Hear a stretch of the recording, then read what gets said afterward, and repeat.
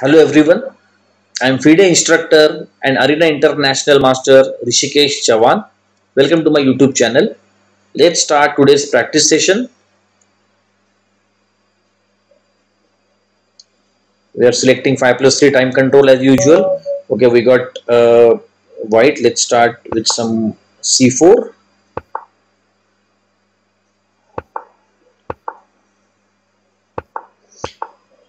You can say this is English kind of setup.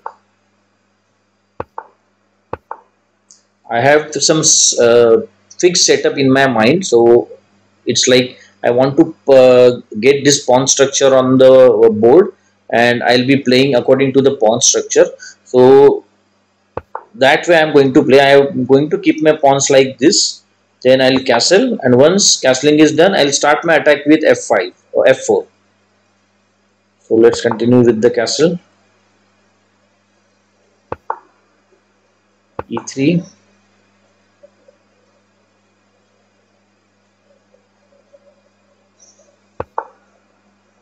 I have two plans in mind. Either I can play f4, or maybe I can start my attack with b4 and b5. I am not sure whether b4 or b4 and b5 is good or bad, because my bishop is blocked. So as long as this bishop is blocked, I may not achieve much on the queen side. So that way, now let's try pushing b4. Of course, he will stop it by a5. Yeah, as expected. So that way we don't have anything much to do on the queen side. So we'll shift our focus towards king side. I played this because after f4 I don't want black to play something like knight g4 or maybe even bishop g4. Okay.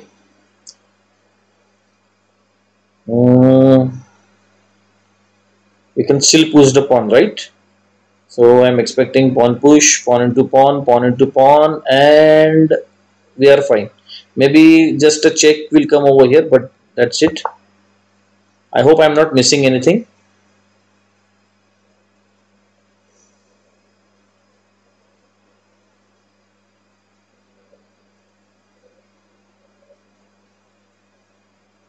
The next move we are going to push the pawn. Yeah, that's why he must capture the pawn. Okay. Should we capture? Yeah, we should capture with the pawn.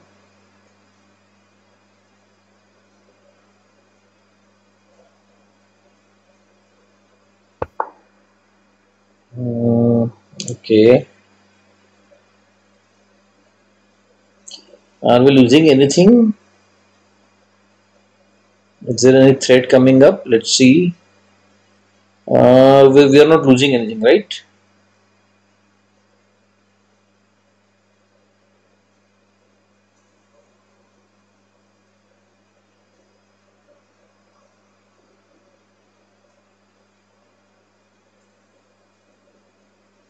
Let's see. Let's think for a while. Uh, there are few good moves present. Knight d5 looks good. Knight d5, and then there is this fork coming up on c7.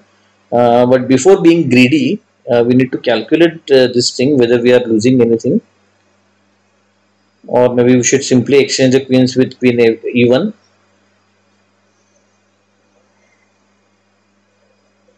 Queen e1, queen into queen, rook into queen, and there's nothing much, right? Okay, he's going to capture this pawn for free.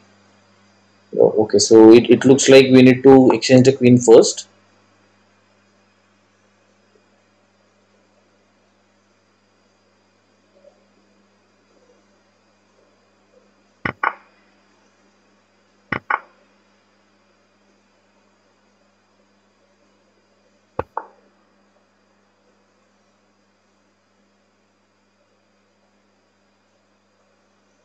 What is he threatening? Okay, he's threatening this fork.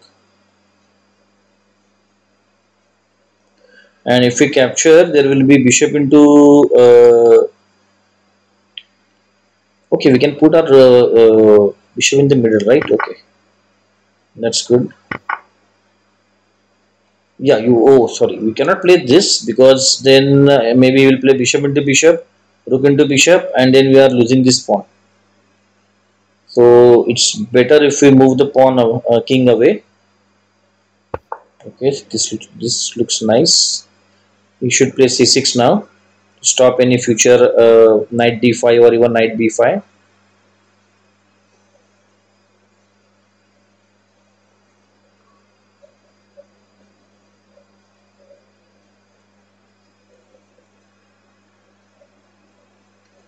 He's playing pretty quickly because we are down to 2 minutes and he has still more than 4 minutes left. So it looks like he's a bullet player.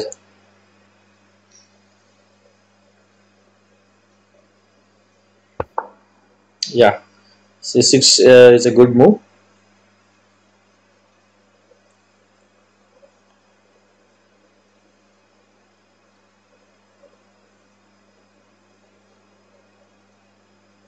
Let's do one thing. Let's challenge this knight.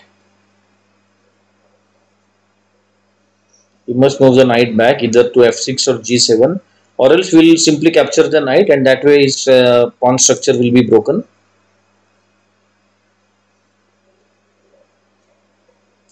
We want to exchange the bishop, but before that we need to take cover of this. We need to cover this f4 pawn.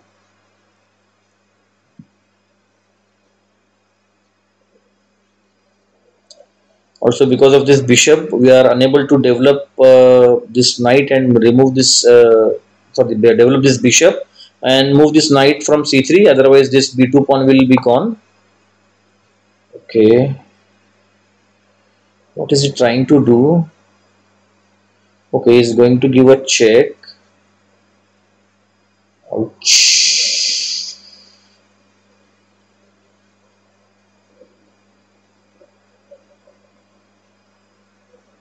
Okay, we are going to lose this pawn, right?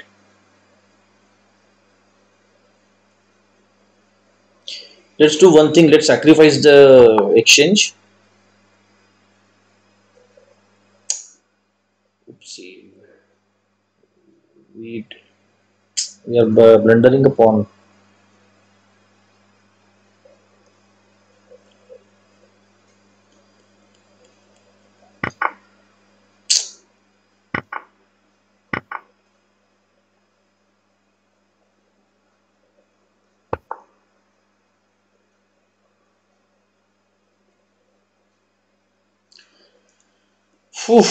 We miscalculated. We wanted to sacrifice an exchange, but in that desperation, we miscalculated and we blundered a pawn. So now we need to fight hard.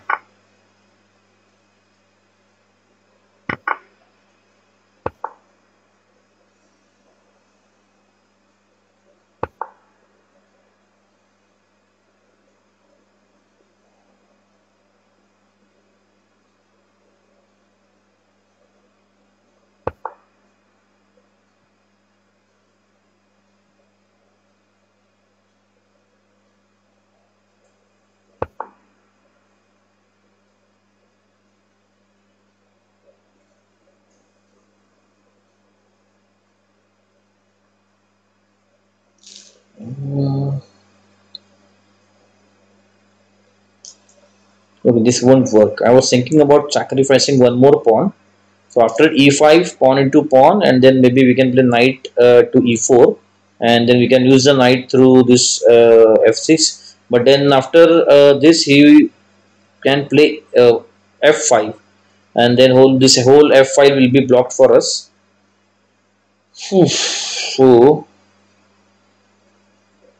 let's do one thing. Let's fix the pawn structure first. So we are fixing black's pawn structure. We need to activate this knight. Okay, where is he going? Is there any fork coming up? Nothing, right? Okay. Okay. Let's play this.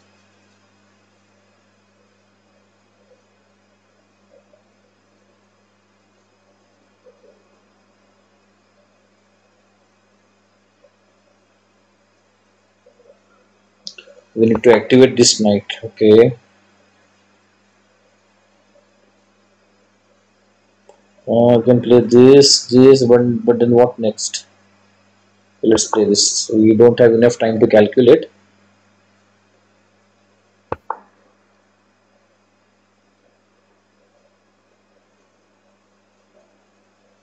Where is he going?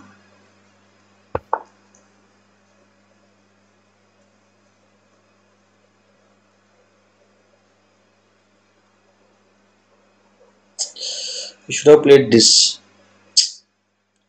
Now he can play f5. We should have played rook f6. Okay, good for us. Now we can play this. So he has to defend this pawn.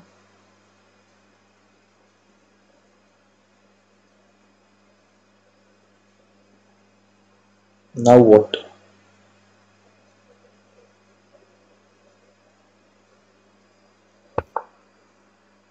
Oof. We are seriously short on time.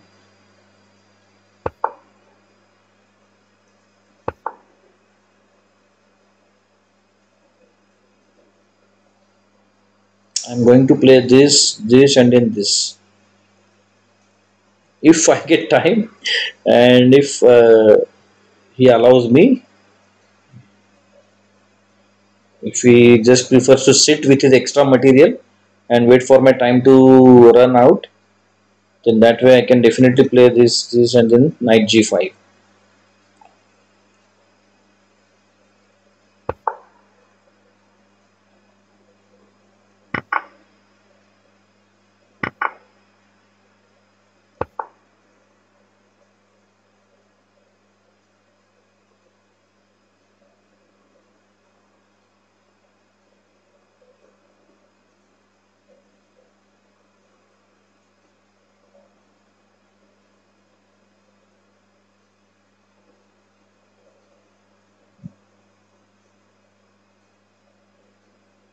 And now, okay, oopsie, oopsie, oopsie. Save the pawn first.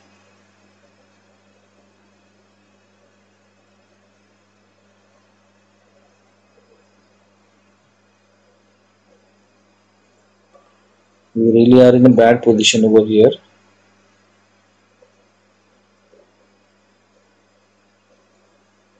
We need to push our king up.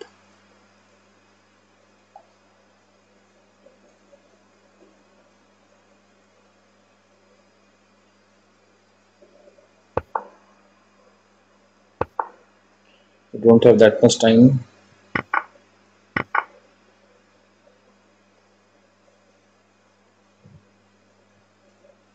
After this check, king up. Okay. Why is he playing this? Okay, he is more interested in that pawn. Okay.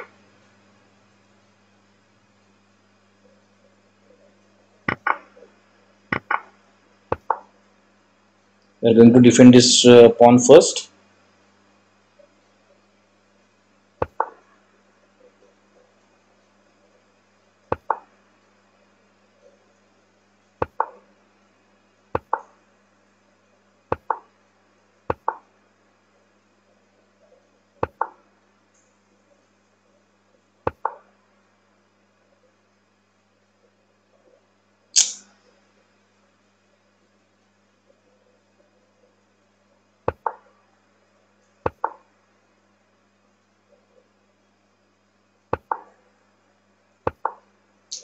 Ouch.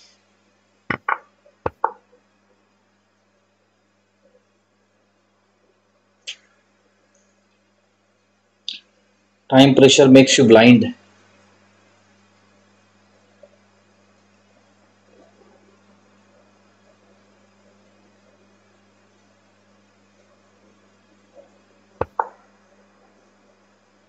What is he planning to do? First thing first. Check.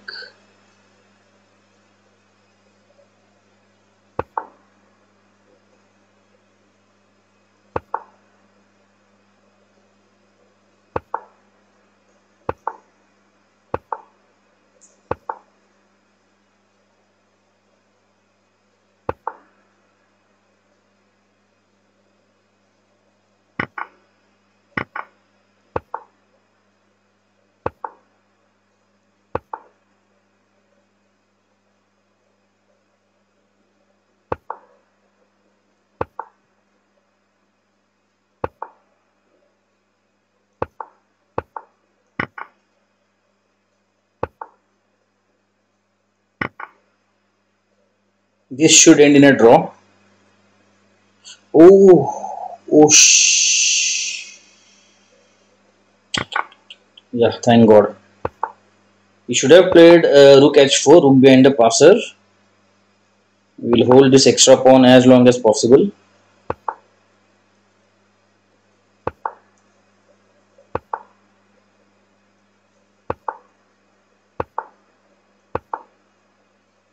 And this should end in a draw.